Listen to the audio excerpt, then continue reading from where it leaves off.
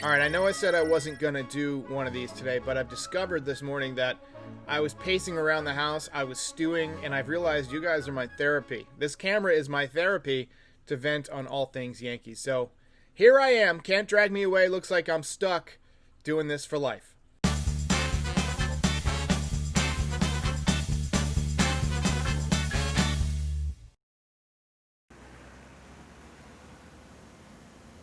So I did want to touch on a few topics this morning because there's a lot to talk about before this game. First thing I want to talk about is Miguel Andujar and how poorly he's swinging the bat. And I also wanted to talk about Greg Bird and the parallels there. I've mentioned this in the past briefly, but I thought it was worth a deeper dive. So when Greg Bird first came up in 2015, he batted .261 with an .871 OPS. He hit 11 home runs in 157 at-bats. That was 178 plate appearances. He was 22 years old. He was one of the hardest hitting young players in the game.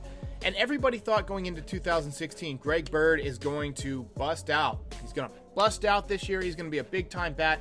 Well, he needed labrum surgery on his shoulder. Ended up missing all of 2016. Not good. And that was the beginning of Greg Bird's major injury problems. We know now the extent to which they have developed. He was recently released by the Texas Rangers.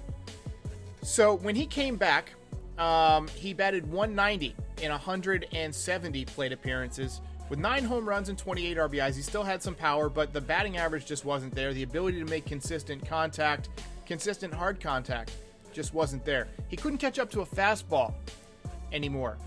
2018 rolls around, you're thinking, well, he had a year off. 2017 was tough. Maybe he's coming around. He had a good postseason. Nope, 2018, he bats .199 in 272 at-bats. 11 home runs and 38 RBI. So a little bit of power, basically over a full season. That's like a 20 home run season. That's not terrible. That's pretty good these days.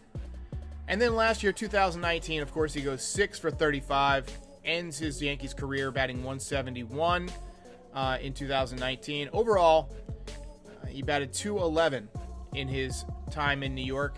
But if you look at the splits, it's completely upside down after he went on the IL for that entire 2016 season with the shoulder surgery. And as somebody who has a torn labrum and still has a torn labrum, I never had the surgery. As somebody who has this torn labrum, I can tell you that it's a painful injury. And I can't sleep on my right side. There are times when it hurts so bad that, I can't use my right arm to wash my hair, whatever hair I have left. I have trouble doing overhead press, military press, things like that in the gym. It's a really debilitating injury. I never had the surgery, but there's no guarantee you're going to come back from surgery. You remember another guy who had labrum surgery, Michael Pineda. Before he went on the IL, he was throwing 100 miles an hour, and he's never come close to that since coming back. He was never the same pitcher. He was good for a little bit when he first came back, but he's really never adjusted after that labrum surgery. So labrum surgery is a huge deal. I can think of a few guys who've had it and bounced back. I feel like Curt Schilling had it. I think Roger Clemens had it in the 80s. He might have had elbow surgery, though. So there have been a few guys who've come back from it. Last year, Miguel Andujar had it. Now, if you look at his rookie stats, he batted .297 with 27 home runs and 92 RBIs. That's an .855 OPS, a 130 OPS plus, 170 hits in 606 plate appearances. Then last year, he goes 6 for 47 with that injury. He injured it in the first or second game of the season, diving back into third base on a pickoff throw, and he had the surgery. He came back after rehabbing a bit and just wasn't the same, decided I need to have the surgery, go on the IL. And, that's the thing with a labrum. Sometimes it can feel good, but you just don't have the strength there, and then it wears down. There have been a lot of times where I came back to try and pitch, and I felt like, okay, my arm feels strong, but after a couple innings, it's just like, oh, God, no, it hurts again. It's degenerated. And then if you have the surgery, it creates a lot of scar tissue. A lot of times they have to staple the labrum back on. If you don't know what the labrum is, you can go ahead and look it up. But basically the shoulder is a ball and socket joint. And the labrum is a piece of tissue that surrounds the socket. And when you tear a labrum, there's a few different ways you can tear it. You can tear it like vertically, or you can actually remove it partially from the bone. That's kind of what I have. But Andujar has been shades of Greg Bird this season. Just cannot catch up with the ball. He's batting .095. He's not swinging through the ball as much as Greg Bird did, but he's not making good contact. He's getting jammed. He's having bad at-bats. He just looks lost. And he's 2 for 21. Now, I know 21 bats is a small sample size, but I'm seeing a lot of shades of Greg Bird here. And I've seen a lot of people in the comments say, we should trade Andujar. We should trade in Andujar and get whatever. Trade him for a starting pitcher. Who's going to trade for Andujar right now? Nobody wants Andujar right now. The dude can't hit right now. The dude still has a lot of rehab to do to prove that he can hit at the big league level. And the only way you can do that is by getting at-bats. And the only way you can get more at-bats is if you get more hits. So he needs to run into a couple in order to get some more at-bats. They sent him down to the alternate site. Presumably he got some at-bats. Presumably he was doing well because they called him back up. But he's just not been the same guy since he came back up. So we need to keep an eye on Miguel Andujar. But right now, if I had to guess, I think we've seen the best of Andujar. I don't know if he's going to ever be the same. That is a devastating injury. Greg Bird has not been able to catch up to a fastball in 5 years because of that surgery. And I don't know that Andujar will ever be the same. I just don't.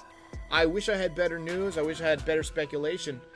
But, I think the Yankees need to plan for life after Miguel Andujar, and I don't think you can trade him. I really don't. Maybe somebody will take a flyer on him, but the longer he goes 0-4, if he goes 0 for 30, nobody's trading for him. So I think he'll be back in there today against the Rays just because they want to get him some more at-bats. You got to get him into a groove. You need somebody to start hitting right now because the Yankees, without Judge and without Stanton and without LeMahieu, they just have no fight in them. They have no ability to put together huge innings. And right now, the Yankees offense just looks lost. So hopefully they can come up with something, some kind of solution to get some more runs on the board. But right now, it's just not looking good. So last night, we saw Aaron Boone make some questionable moves. I mentioned it on the post game. I saw a lot of people in different comment sections and on social media saying, "Fire Boone! Aaron Boone is the worst!" Specifically, he pinch hit Miguel Andujar instead of Mike Tauchman, even though Tauchman has hit lefties better this season than Andujar. But Andujar is a righty against the lefty, so, I can see why he would go with that move. A lot of the decisions that the managers make is based on statistics. It's based on the analytics. It comes from the upstairs, the people on the computers. They filter stuff down. A lot of times when Aaron Boone puts together the lineup, it's basically what the computer spits out as most likely to score the most runs on a given day.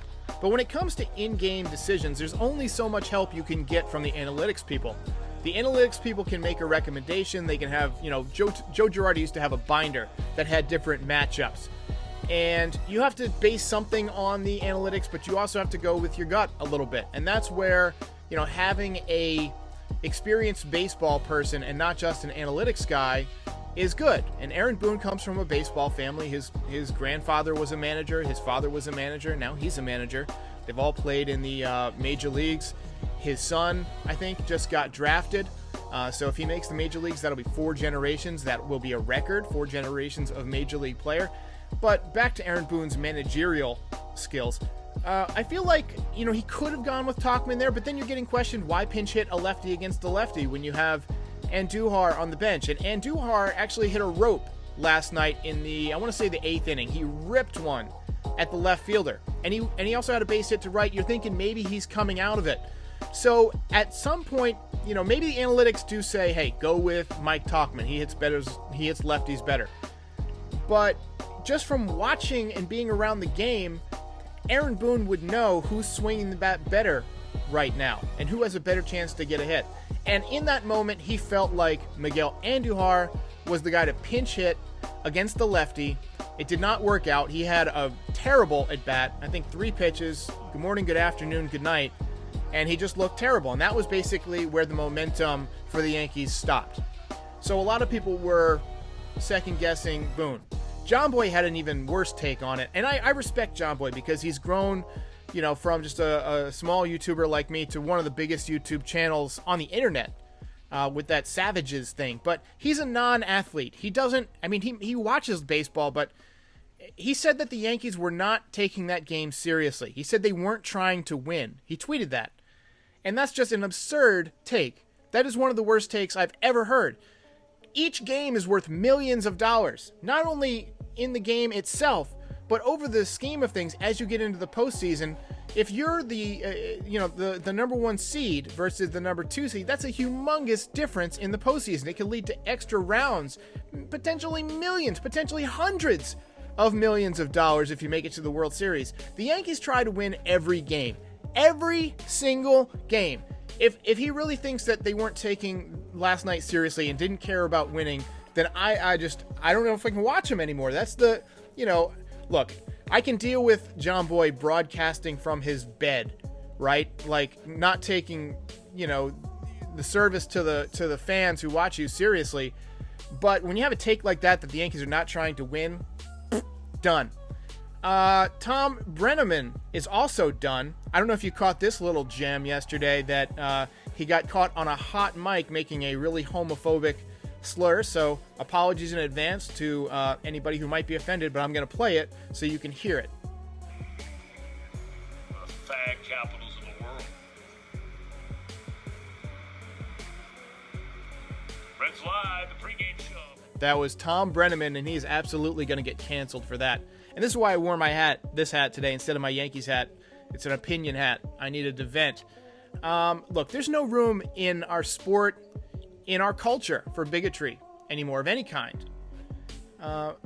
Just from being a human being, I get that sometimes people want to make jokes and they want to make off-color comments and say, oh, I was just kidding.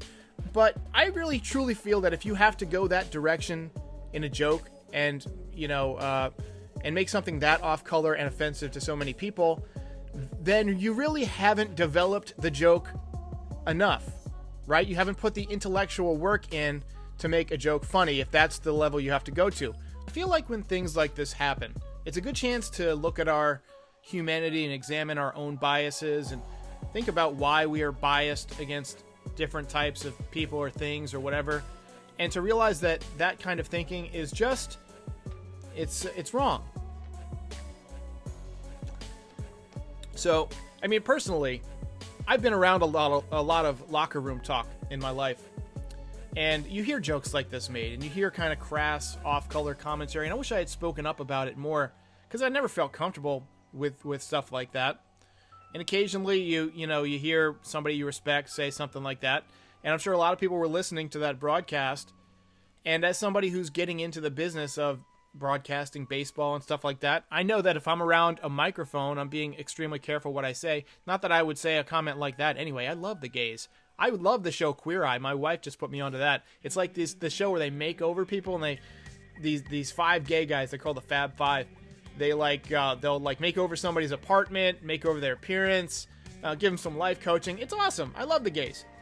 But when something like this happens, you gotta just kind of look at, what biases do I have that I can correct? What deficiencies do I have that I can make a little better today to put myself on a better trajectory? So, this is just an example that saying the wrong type of thing, especially around something that records your voice, idiot, is, it can cost you.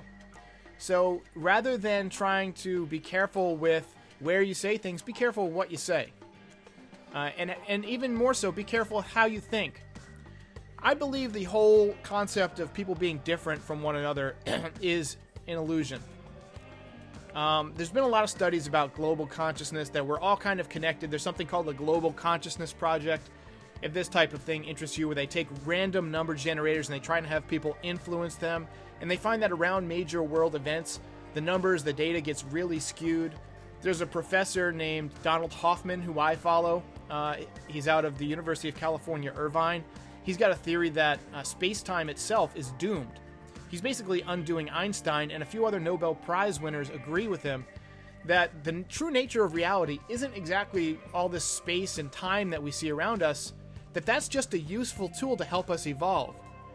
And that we are actually just conscious agents that are in this space-time. I'll give you an example. In Australia, there's a type of beetle where the Female does not fly. She's flightless, and she's brown and she's kind of bumpy. And the male beetle flies, and what it does is it flies and it looks for females, and it flies down and mates with the female. Well, this female looks just like a beer bottle, a certain type of beer bottle that was being discarded by people in Australia. And so these beetles, the male beetles, started mating with the beer bottle, and it caused their species to almost go extinct. They had to outlaw that type of beer bottle.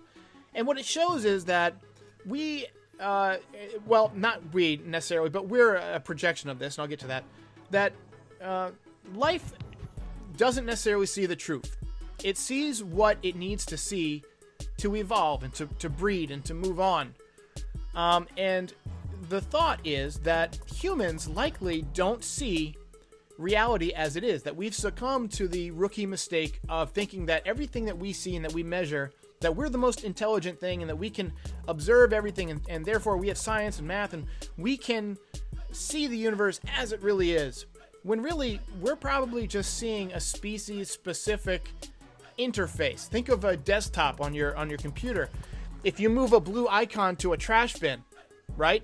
You didn't actually move a blue icon to a trash bin. You did a whole bunch of data, and there's, electric pulses and storage and zeros and ones. You did a bunch of stuff behind the scene, but the interface of the desktop was there to tell you exactly what you're doing, because you don't want to deal with all that stuff, right? If we saw the universe as it really was, maybe we wouldn't breed. And so nature needs consciousness to keep expanding and exploring. So it needs more conscious agents, more life to be created and to breed and to expand. And the only way that, think about it. If you knew that you would live forever, your entire species knew that you were going to live forever, eventually you'd run out of space, right?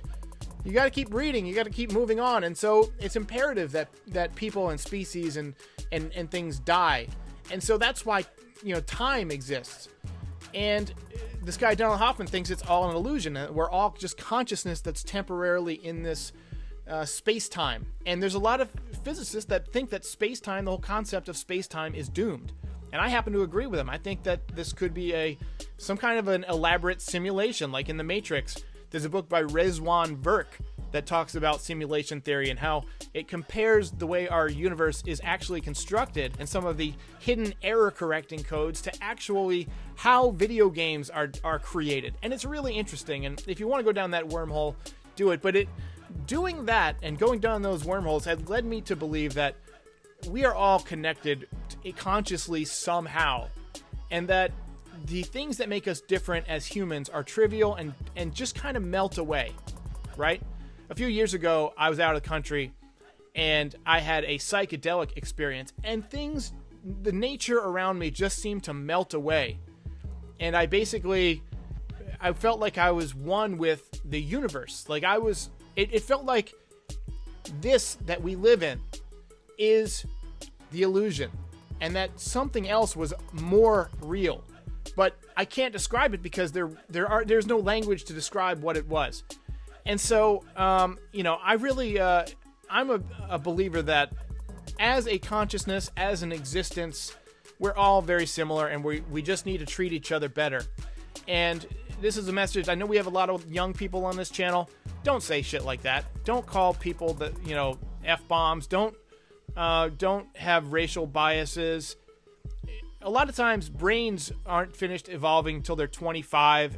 When you're 25, really take a good examination of what you believe in, of what you've experienced, and try and set your course of thinking of where you want to go in your life, what you want to do, what type of person you want to be, and hopefully leave those biases behind. So that's my rant on that. Back to baseball. All right, James Paxton on the mound today. He is our last hope to salvage one of these games against the Rays and hold on to first place. The Rays are going to be trouble all year long. T-Bird said it in the comments. These Rays are not going away. The Yankees have got to figure out a way to beat them. That means they've got to figure out a way to stay healthy. James Paxton has looked pretty good the last two times out in terms of stuff. His velocity has gone up. His breaking ball's been good. Last time was not as good as his previous time. But I feel like, if he's healthy, he should have a good day today. The Yankees have got to bring the bats. They've got to swing the bat today and get something done. But yeah, you can't get swept by the Rays and just let them take all the momentum. Looking forward to having Aaron Judge back on Saturday. The Yankees head to Citi Field across town to play the Mets after this series is over. Fingers crossed. Let's hope the Yankees win. I will try and do a podcast this evening, although I did a pretty long pregame show, even though I said I wasn't going to do one. But thanks for sticking through my long, weird rant on the nature of existence there. Tell me how you think James Paxton will do today in the comments and who you think the Yankees should look for at the trading deadline. I'll see you next time.